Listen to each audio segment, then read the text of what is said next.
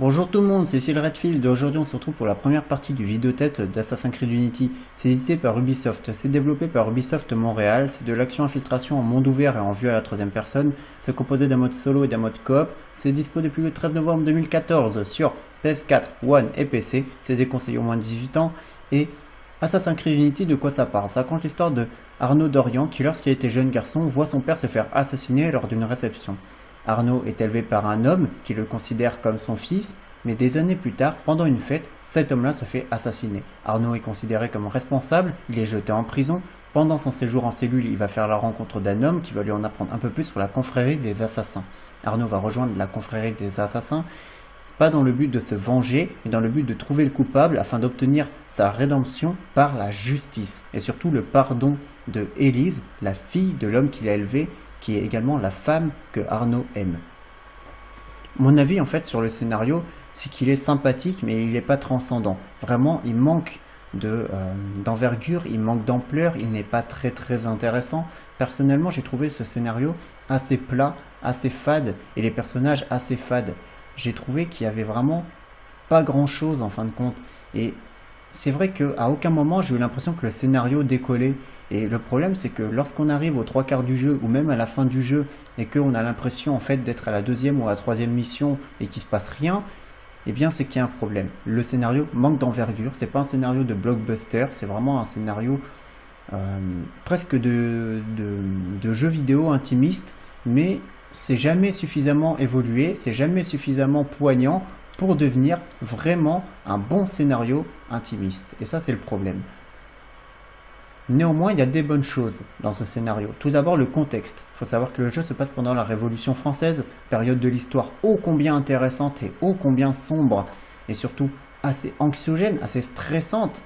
Je veux dire, c'est une période qu'il est important de traiter lorsqu'on parle du pays français. De la communauté française, du pays qu'est la France. Parce que, justement, c'est la Révolution qui a fait bouger, évoluer, changer beaucoup de choses dans notre pays. Donc il faut prendre en compte le fait que la Révolution a été plus que vitale. Elle a eu un rôle primordial dans l'évolution de notre pays et dans l'évolution de notre société. Et c'est ça qui a fait que la société est aussi ce qu'elle est actuellement. C'est ce qui a fait que beaucoup de choses ont évolué, certaines choses en bien, d'autres en mal, mais il y a eu un véritable bouleversement qui a eu lieu grâce à la Révolution, grâce au peuple français qui s'est soulevé et qui a décidé de se rebeller contre ses dirigeants. Je trouve que déjà le contexte historique a été très bien choisi, donc ça c'est une très bonne chose. En plus de ça, il y a des moments où certaines scènes sont assez difficile. On assiste par exemple à l'amputation d'un homme infecté par la gangrène, mais qui est vivant. Donc forcément, on lui découpe la jambe à la scie, mais il est vivant. Alors attention, on n'est pas dans de l'exhibitionniste là. Je veux dire, on ne se retrouve pas avec du démembrement, à devoir assister à une scène de 1 minute d'amputation, mais il y a quand même une scène assez difficile, et cette scène-là, c'est l'amputation en elle-même. Même si on ne la voit pas à proprement parler. On voit que les 10 ou 15 premières secondes et ça suffit largement. Il y a par exemple aussi des exécutions sommaires, le peuple est assez agressif. Tout ça rajoute un petit peu à l'ambiance du titre qui est vraiment bonne. Mais pour en revenir au scénario, que je trouve donc plat, fade et finalement pas très intéressant, mais quand même sympathique. Je veux dire, il y a des moments que j'ai trouvé assez sympathiques, mais ça c'est surtout dû au contexte historique choisi. Et en plus de ça, c'est dû à la relation entre Arnaud et Élise. Il faut savoir que Arnaud est un assassin. Élise, elle, est une templière. Mais c'est aussi la femme qu'aime Arnaud. Et Arnaud est l'homme que Élise aime. Donc ça veut dire que finalement, ils appartiennent à des camps différents. Ils épousent des causes différentes. Ils ont des points de vue différents. Mais ils s'aiment quand même suffisamment pour se faire passer l'un et l'autre avant leur camp respectif. Et ça en soi, je trouve que c'est une très bonne idée. Parce que justement, on se retrouve de plus en plus dans les Assassin's Creed à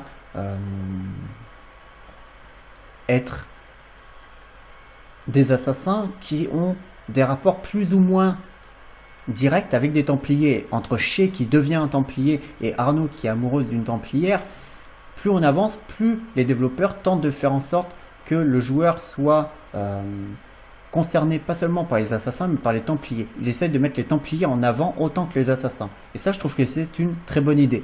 Personnellement, je pense que ça évite une certaine lassitude pour la saga, et vu que la saga sort quand même de manière très régulière, elle sort un épisode par an, évidemment, si on reste toujours dans le même schéma, assassin gentil, templier méchant, assassin tué, templier, forcément les gens vont se lasser. Mais en essayant d'apporter quelque chose comme ça, et surtout en mettant en avant les templiers autant que les assassins, je trouve que ils ont fait un bon choix. Voilà, ils ont fait un bon choix. Personnellement, je suis pour ce parti pris et j'espère que ça sera encore le cas dans le prochain Syndicate qui sort bientôt. Malgré tout, il faut quand même dire les choses telles qu'elles sont, même si j'ai bien aimé la relation entre Arnaud et Elisabeth, puisqu'on voit les divergences de points de vue, mais aussi les similitudes, on voit la façon dont les Templiers élaborent une mission et la façon dont les assassins élaborent une mission. On voit vraiment en fait la différence entre les deux camps, mais aussi les similitudes, et ça je trouve que c'est une très bonne idée. Surtout que les deux personnages sont assez attachants, même s'ils manquent de charisme et qu'ils sont un peu fades, j'ai quand même trouvé Arnaud attachant, j'ai trouvé aussi Élise, ou Elisabeth, je sais plus comment elle s'appelle, assez attachante. Donc ça c'est quand même un bon point. Ah, combat.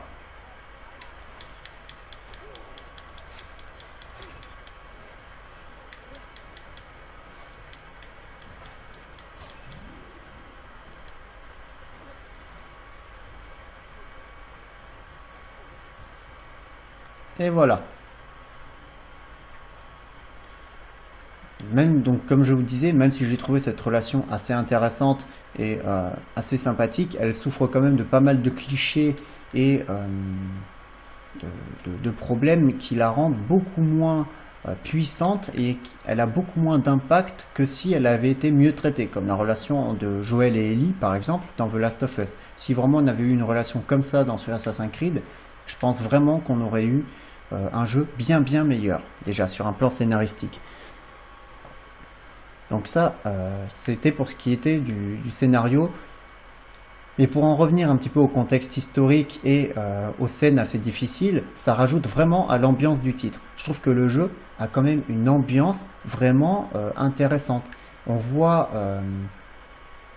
pas mal de scènes assez difficiles qu'il est important de mettre en avant parce que ça fait partie de l'histoire du pays tout simplement. On ne fait pas une révolution en faisant des réunions, ça marche pas comme ça.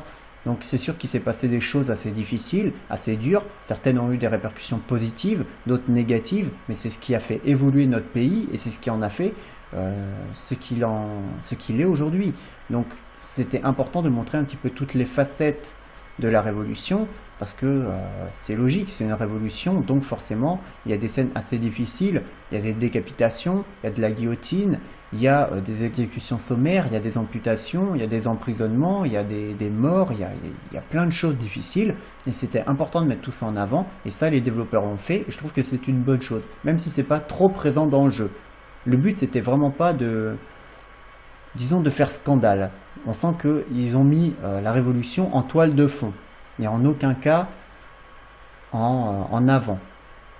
Mais il y a quand même des scènes qui sont assez difficiles et suffisamment bien emmenées scénaristiquement pour rendre le tout intéressant. Donc ça, c'est un bon point. Et en plus de ça, il y a une bonne ambiance. Mais là, l'ambiance est vraiment rehaussée par la qualité de la bande son, alors qui est inégale. Je trouve que la VF est sympathique, mais elle n'est pas transcendante. C'est-à-dire que le jeu des acteurs est bon, mais aucun d'eux ne mérite une récompense pour son travail. C'est comme ça que je vois les choses. Hein. Après, je suis désolé, hein, je ne veux pas paraître insultant ni rien, hein, mais je trouve que globalement la VF est de qualité, mais aucun d'eux n'a fait un travail incroyable. Voilà, en gros, pour essayer de résumer ça de manière plus claire. Je crois que c'est quelque chose que j'avais dit pour Black Flag, si je ne m'abuse, et ça n'a pas changé dans ce Assassin's Creed Unity, et ça c'est dommage par contre.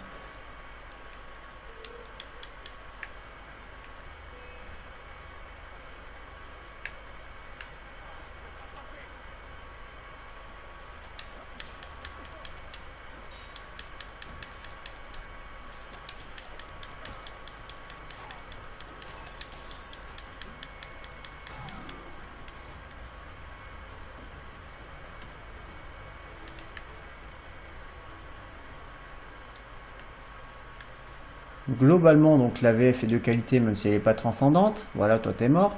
Mais qu'en est-il des autres parties de la bande son? Les musiques et les bruitages. Alors je trouve que les musiques, elles sont bien. Elles mettent en avant l'action qui se passe à l'écran. Donc elles sont bonnes. Et elles rehaussent un petit peu l'ambiance du titre à certains moments. Mais donc elles sont de qualité. Mais malgré tout, aucune ne m'a marqué, aucune n'a été incroyable et elles sont globalement quelconques. Le seul morceau musical qui sort pour moi du lot, c'est lors d'une scène qui est quasiment exclusivement en QTE. On doit affronter un personnage et j'ai trouvé la musique dans cette scène-là incroyablement belle, puissante. Elle rajoute beaucoup de force à la scène, de puissance et un côté un petit peu dramatique parce que ce qui se passe à l'écran est dramatique. Et excepté ce morceau de musique là, mais je m'en rappelle même pas, il est excellent, mais je m'en rappelle même pas, il m'a pas marqué. J'ai trouvé les musiques bonnes mais quelconques, vraiment. Et je crois que c'est aussi un problème qu'il y avait dans Black Flag, les musiques quelconques, malgré la qualité globale de l'ensemble. Heureusement, le tout est rehaussé par les bruitages et surtout les bruits d'ambiance. Le peuple chante, le peuple hurle, le peuple jure. Les gens pleurent, les gens crient, les gens sont tristes, les gens sont en colère. Et tout ça, on le ressent lorsqu'on se promène dans la rue. Et ça, je trouve que c'est une bonne chose. Ça met vraiment en avant tout l'aspect révolution du jeu. Et ça, je trouve que c'est une très très bonne chose. Le fait que justement, il y a un aspect révolution qui soit mis en avant visuellement, mais aussi de manière sonore. Et il y a un vrai travail sur la partie bruitage et bruit d'ambiance du titre qui a été fait. Et ça, c'est une très bonne chose.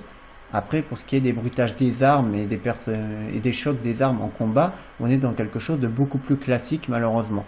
Mais bon, il n'y a pas 50 000 manières de faire des bruitages d'épées qui s'entrechoquent.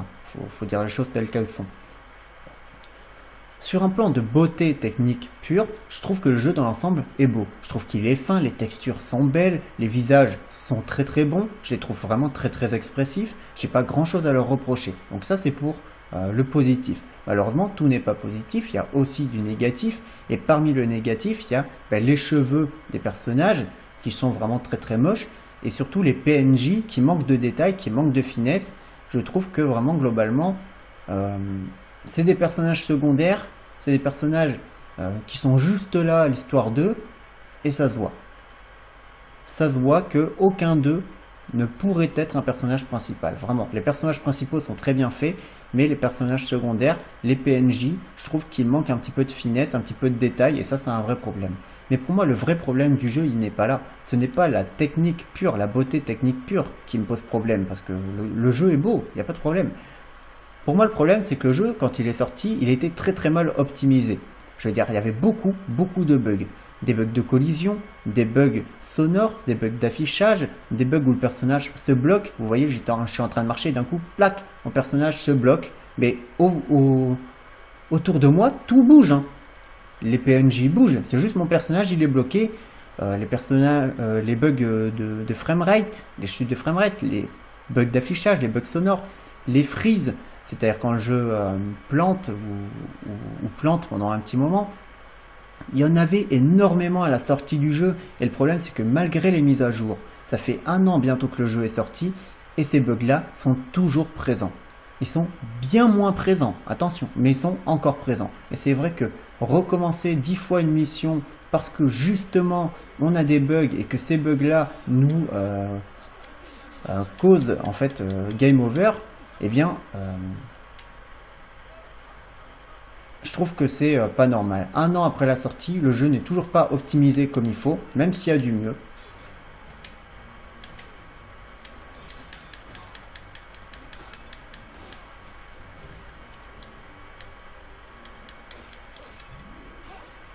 Même s'il y a du mieux, je trouve que le jeu est pas encore très bien optimisé, et ça c'est un vrai problème.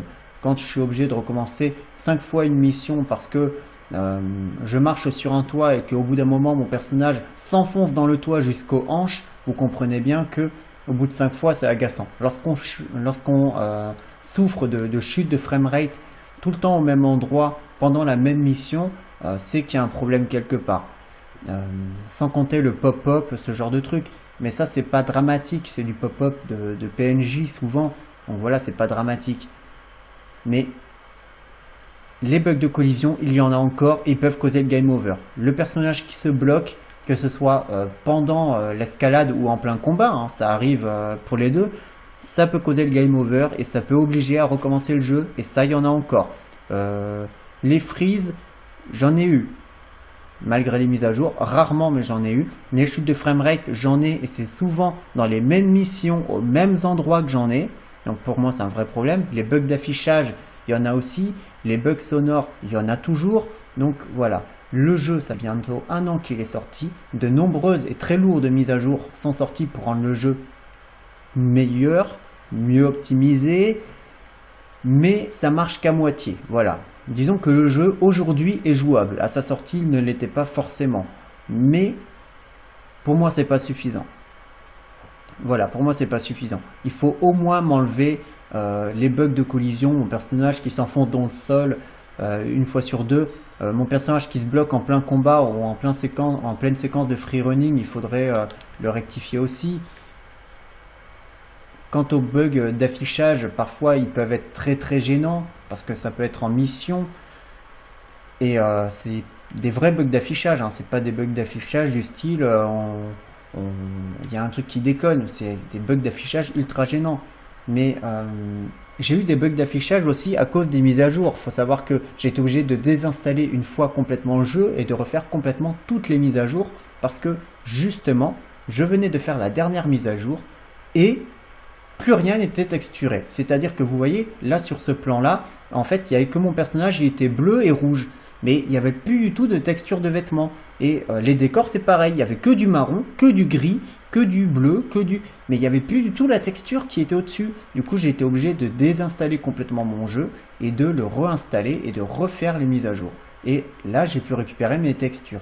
Mais je peux vous assurer que quand j'ai réinstallé le jeu et que j'ai refait les mises à jour, et que j'ai vu le jeu dans cet état là, j'ai eu peur, hein. Je me suis dit vraiment là ça va être la galère si je suis obligé de jouer avec un truc aussi vilain. Enfin bon, voilà pour moi le vrai problème d'Assassin's Creed Unity. Il est mal optimisé, il était mal optimisé à sa sortie, il est toujours mal optimisé aujourd'hui, mais il y a du mieux, c'est important de le préciser.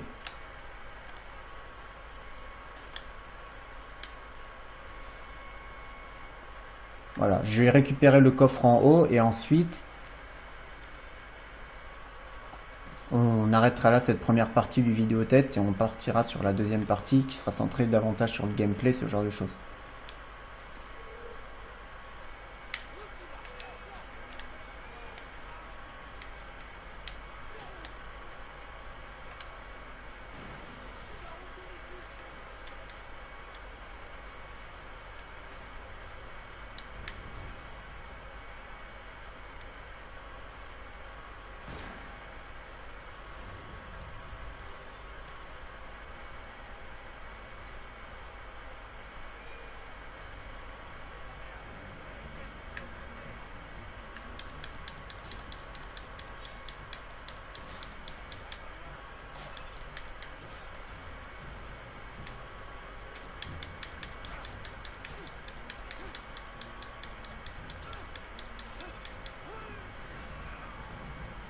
Voilà pour ce qui est de mon avis sur Assassin's Creed Unity, en tout cas dans cette première partie. Je vous dis à bientôt pour la seconde partie. Je crochette ce coffre et je vous dis au revoir. Voilà, c'est fait.